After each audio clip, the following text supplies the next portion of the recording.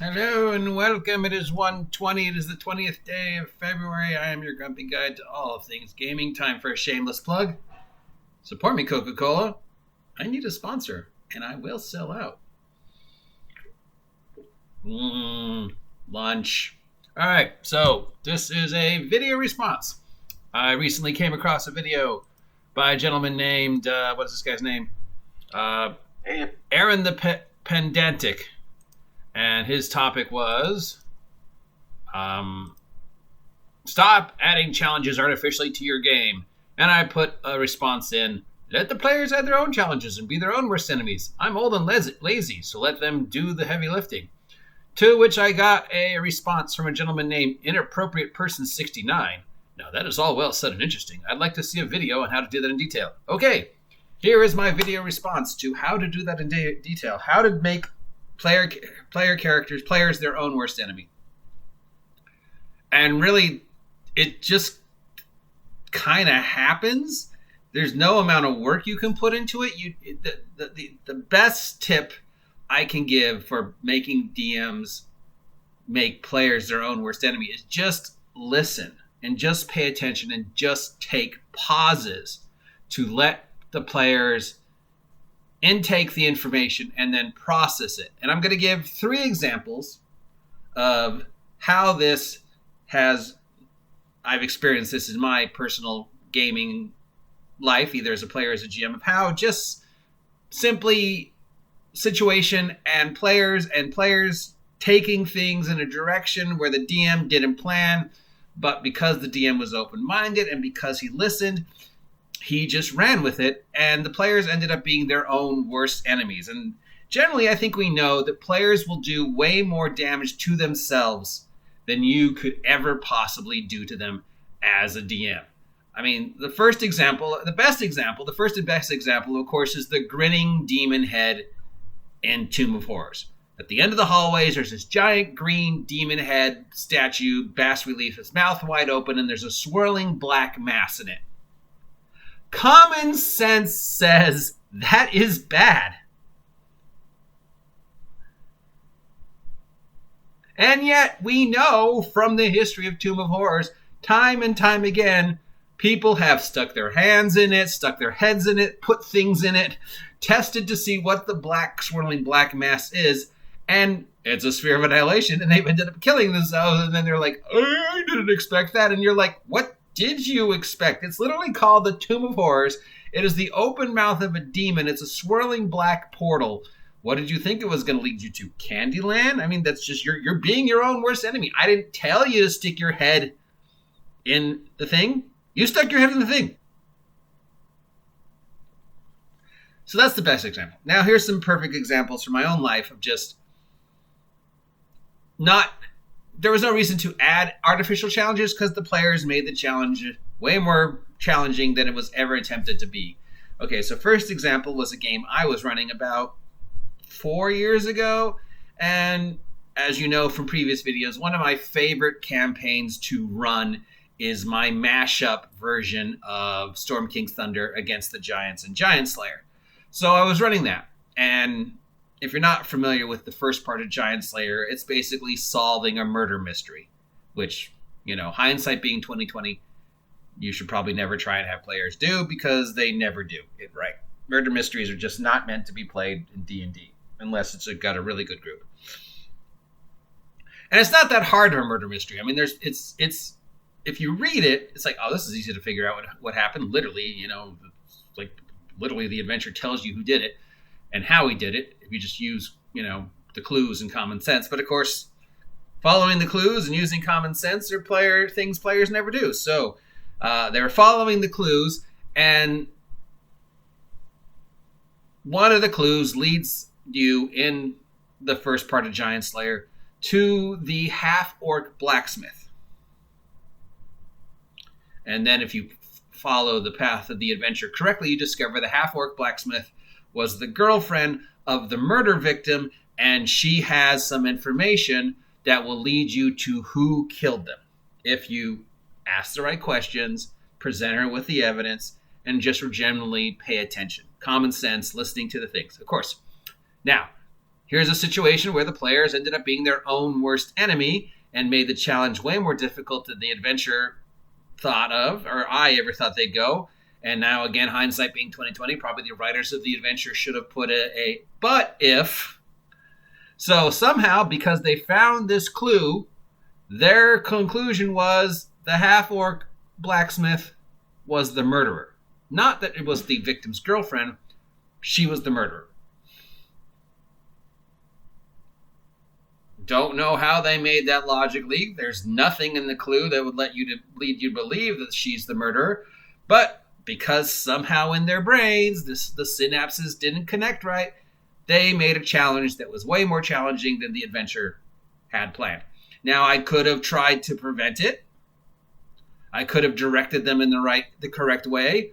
Or I could have just placed the gun on the table and see what happened by letting them run with it. So, being a DM and being like, okay, where's this going to go? I placed the gun on the table and I was like, all right, run with it. So they ended up confronting her, claiming she was the idiot, which ended up, the killer. They had no evidence, no proof. She denied it. They got in a fight. Her dad came in, ended up, city guards got involved. They ended up having to flee the town because now the city was looking at them going, well, maybe you're the murderers because you're trying so hard to make us think she's the murderer, even though all the clues point to somebody else, and you're beating up an innocent blacksmith for no reason whatsoever. So basically ended up they had to leave. They had to flee the city because they're being chased by the town guards and the angry family of the half-orc blacksmith girlfriend who was in mourning of the death of her boyfriend and could have told them, hey, I have a clue, but instead she didn't want to talk to them because they beat her up. They beat up her dad, town guards. So yes. And then we just ran from there because they made a situation way more challenging than they could have simply because they made that synaptic somehow connection that this is what the clues are leading us to. Even if you look at the clues, you go, no, they're not. So that's another example. Here's a third example of how a player is their own worst enemy and a DM didn't have to add extra challenges simply because the player made their own challenges. So this is an adventure a friend of mine ran about 2 years ago with basic dungeon crawl. I think, it was like basically there was like an elevator kind of thing and lowering thing. And we ended up in this room and, it's like there's two choices to go.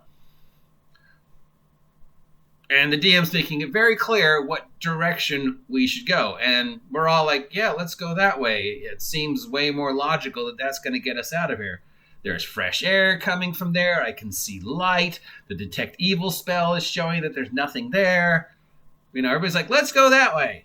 But this one guy, for some reason, heard something that he thought the DM said, and it triggered his okay. So he went the other direction. And we're all like, why are you going that direction? And the GM's like, and we're like, we're going to go this way. And he's like, nope, I'm going to go that way. And he just starts running off the other direction because in his mind, he thought he heard the DM say something. We all, the DM's like, all right, I'm not going to stop you, but you do understand I can throw all sorts of stuff in your way if you're going to leave the party and just go off on your own. But so we're like, should we follow him? And some of us are like, no, he's just going to get himself and us killed. And the others are like, we should follow him. And we're all like, dude, come back. We can always go that way later. But no, he got it in his head that honor and glory and treasure was this way. So he goes running down the hallway. Now, there's nothing in the adventure that the DM was running that said anything specifically about that direction. But there was an encounter further on that we had so far avoided and were supposed to happen later on if you followed the way the adventure was written. But because he chose to run the other direction, and the DM's like, well, technically, I guess he could run into the dragon, even though they're not supposed to fight the dragon yet. The dragon is technically that direction. So there's a chance that he could run into the dragon. So he's like, roll a d20. And the guy rolls 1 or 2. And the DM's like, okay, you sure you want to keep going this way? And he's like, yes, because I heard you say treasure, honor, glory. This is something my character would do. And, the DM's like, I never said that, but okay. So he ended up running into a blue dragon and getting himself killed.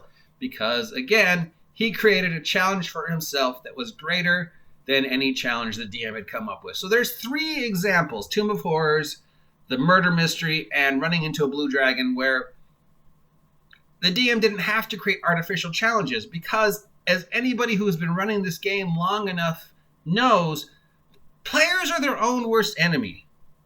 They will hear something, or think they heard something, or get lost on a tangent, or become obsessed with an NPC, we've talked about that, or get obsessed with going in a different direction than the adventure ever thought they were going to go, or just, want to go and kill orcs or do something that completely you're unprepared for. Now, you could create artificial challenges to try and get them on track. You could create, situations to try and get them back wherever you want to go. But there's no reason to create artificial challenges, because your players are their own worst enemy. And really, you want to get to the point as a dungeon master where you're doing as little work as possible, because this is hard. And you don't have to design 27 different encounters and hundreds of tables and make the game artificially challenging. They will stick their head in the beehive 9 out of 10 times, no matter how many times you tell them, do not stick your head in the beehive. Because the player will hear something, even if you never said it, they will hear something and they will become obsessed with it. And the more you try and prevent them, the more obsessed they will become with it, because they think you're trying to stop them. And if they think you're trying to stop them, then they will think there is something there that they need to get. So literally, you could hold up a sign that says, video game Easter egg, you're not supposed to be here. This is not part of the adventure. They will go there. So again, there's my response to inappropriateperson69. You, as a DM, do not have to go out of your way to create artificial challenges, a few tables of random shit, and basically just listen. Just listen to what they say and pay attention to what they get obsessed with. And instead of trying to fight against them, run with it. Oh, okay. You think the half-orc was the murderer? Let's see where this is going to go. Oh, well, gee, now everybody in town's upset at you. And oh, look, you're under arrest because you beat up an innocent blacksmith. And you went down the hallway by yourself because you thought there was treasure. And what do you know? There was a dragon. Look, I don't kill you guys. I just put the gun on the table and walk away. Whatever happens with that gun after I walk away, that's not my fault.